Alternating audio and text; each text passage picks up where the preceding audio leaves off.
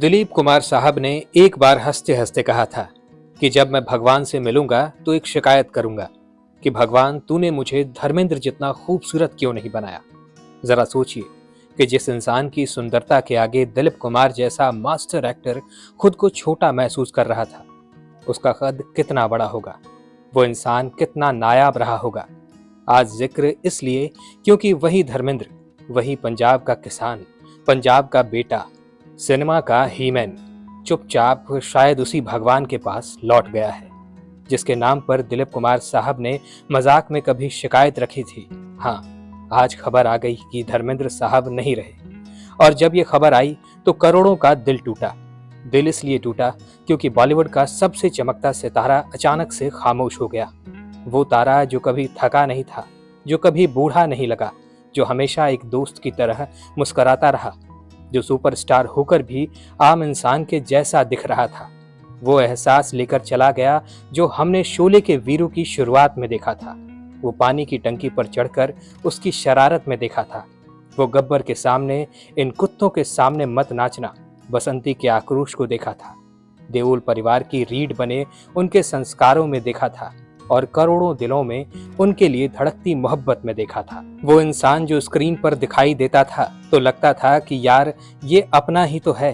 चाहे जवानी में शोले हो या बुढ़ापे में रॉकी रानी की कहानी, हर बार ये हमें एहसास हुआ कि ये हम में से ही तो कोई है।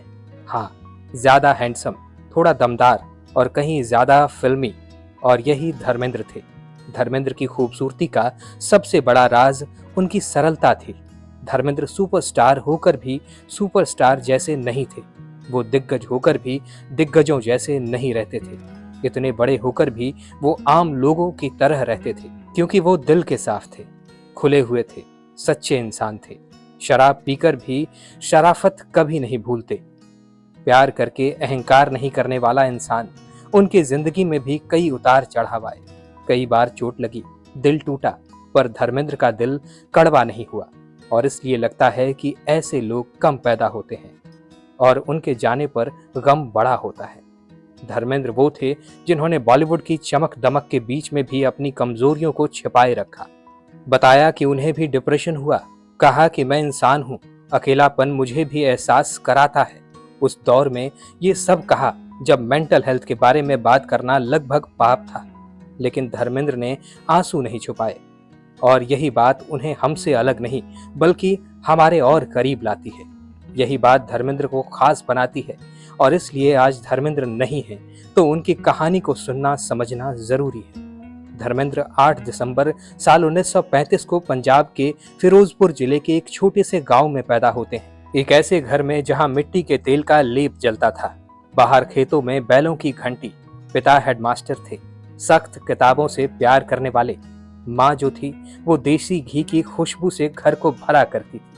धर्मेंद्र सुबह खेत जाते, हल जोतते और फिर कहीं दूर ट्रेन की सीटी सुनकर सोचते कि एक दिन मैं इस ट्रेन में बैठूंगा। धर्मेंद्र पढ़ाई में औसत थे, लेकिन अखाड़े में उनके सामने कोई टिकता नहीं था। दंड बैठक, पहलवानी, कुश्ती, बदन, ऐसा कि गांव वाले भी कहते कि यार गजब का इंसान है।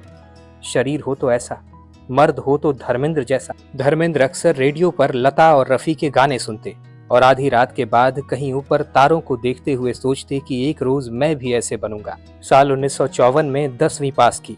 घर वालों ने कहा कि अब अमेरिकन ड्रिल फैक्ट्री में नौकरी कर लो, लेकिन उनका दिल कहीं और धड़क रहा था।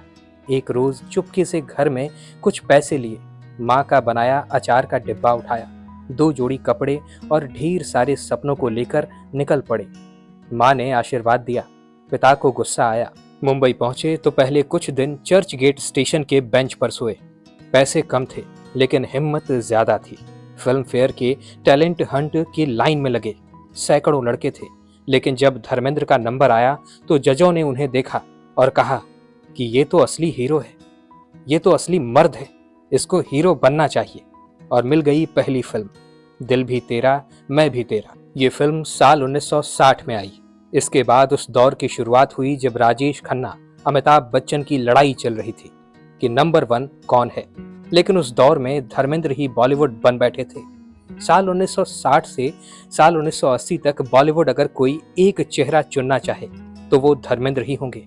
क्योंकि राजेश खन्ना का रोमांटिक जादू था, अमिताभ का एंग्री यंग मैन वाला रूप, लेकिन धर्मेंद्र सब कुछ थे। फूल और पत्थर साल 1966 में आई तो पहली बार कोई हीरो बिना शर्ट के पर्दे पर दिखाई पड़ा। थिएटर में लड़कियां चीखने लगी। उस फिल्म ने उन्हें सुपरस्टार बना दिया। इसके बाद फिल्म आई आया सावन झूम के। नूतन के साथ उनका वो रोमांस आज भी देखो तो दिल खुश हो जाता है। मेरा गांव मेरा देश में जाट का गुस्सा, प्रतिज्ञा में बदला, चुपके चुपके में शरारतें, सीता और गीता में हेमा मालिनी के साथ मस्ती, एक ही आदमी के 100 रंग थे। और फिर साल 1975 वो किरदार जिसने धर्मेंद्र को अमर कर दिया, शोले में वीरू का किरदार, वो टंकी पर चढ़कर प्रेम का इजहार करना, वो गब्बर के सामने बसंती, इन कुत्तों के सामने मत नाचना, आज भी एक कल्ट ही है। आज भी उनका वो गाना ये दोस्ती हम नहीं तोड़ेंगे लोगों को दोस्ती का एहसास कराता है। उसी साल प्रतिज्ञा में अकेले पूरे गांव से भिड़ जाना, ये वो दौर था जब धर्मेंद्र के लिए सीटियां तालियां एक साथ बजती थी और लोग कहते थे ये ही मैन है, ये पंजाब का शेर है। लड़कियां उनकी मुस्कुराहट पर मर मिटती थीं। लड़कियां टिकट काउंटर पर जाती और एक ही सवाल करती कि किसकी फिल्म है। जब पता चलता कि धर्मेंद्र की तो कहती अरे दे दो भैया, इनके टिकट कहाँ मिलते हैं जल्दी। इसी दौर में धर्मेंद्र को हेमा मालिनी से प्यार हो गया। धर्मेंद्र तब शादीशुदा थे, 2 बच्चों के पिता थे, बॉबी देओल, सनी देओल। लेकिन प्यार ने सारे नियम तोड़ दिए। हेमा मालिनी ने कहा कि मैं सिर्फ धर्मेंद्र से शादी करूंगी। साल 1980 में धर्मेंद्र ने इस्लाम धर्म कबूल किया और नाम बदल कर रखा दिलावर खान। हेमा मालिनी से दूसरी शादी हुई। हालांकि पहली पत्नी प्रकाश कौर, जो कि सनी देओल और बॉबी देओल की मां है, उन्होंने भी कभी तलाक नहीं मांगा। आपको बता दें कि बॉबी देओल और सनी देओल के अलावा प्रकाश कौर से इनकी 2 बेटियां भी हैं, जिनका जिक्र हमें ज्यादा नहीं मिलता, लेकिन उस विषय पर भी हमने वीडियो बनाई है जो ऊपर आई बटन पर आपको दिख जाएगी। आप चाहें तो उस वीडियो को भी देख सकते हैं। प्रकाश कौर ने एक बार कहा था कि वो कौन सा मर्द होगा जो हेमा मालिनी को देखकर फिसलेगा नहीं। मैं धर्मेंद्र की गलती नहीं मानती, हालांकि ये बड़प्पन प्रकाश कौर जी का है, लेकिन धर्मेंद्र ने भी कभी छोड़ा नहीं। दोनों घर चलते रहे, 2 बेटे 2 बेटियां, सनी देओल, बॉबी देओल, इधर ईशा आहाना, एक ही आदमी, 2 घर, ढेर सारा प्यार, बिना शोर के, बिना किसी ड्रामे के। इसके अलावा अजीता और विजेता, जो इनकी 2 अलग बेटियां हैं, जिनके बारे में अभी हमने आपको बताया और उस पर हमने एक वीडियो भी बनाई है।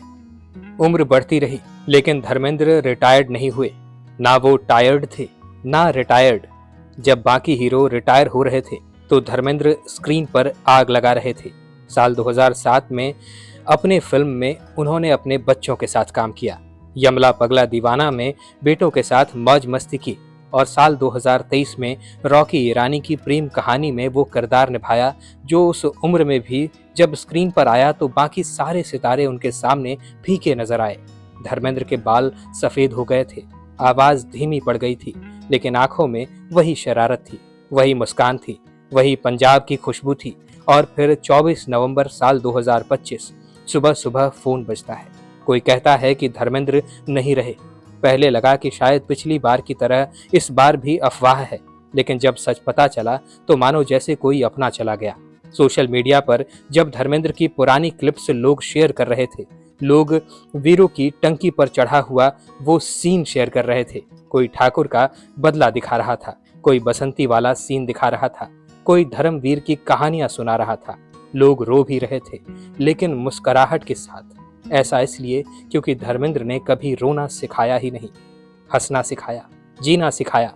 हालांकि सच ये है कि धर्मेंद्र मरे नहीं हैं, शरीर चला गया है, धड़कनें थम गई हैं, लेकिन धर्मेंद्र कैसे मर सकते हैं।